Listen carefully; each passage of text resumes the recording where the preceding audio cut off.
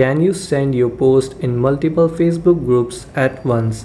Hello and welcome to our channel Whizz. In this video, we will see that is it possible to share your post in multiple Facebook groups at once. So please watch till the end to properly understand the video. So first I'm gonna open my Facebook app, then I'm gonna go to that post that I want to share to multiple groups. So here is the post now.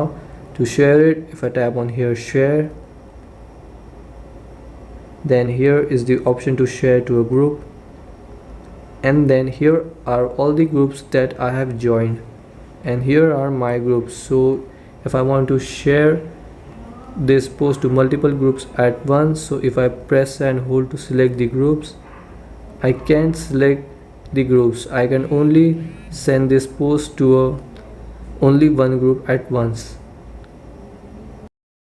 So that means unfortunately it is not possible to share your post in multiple Facebook groups at once. You have to share one by one. So as this was it for this video. Thanks for watching.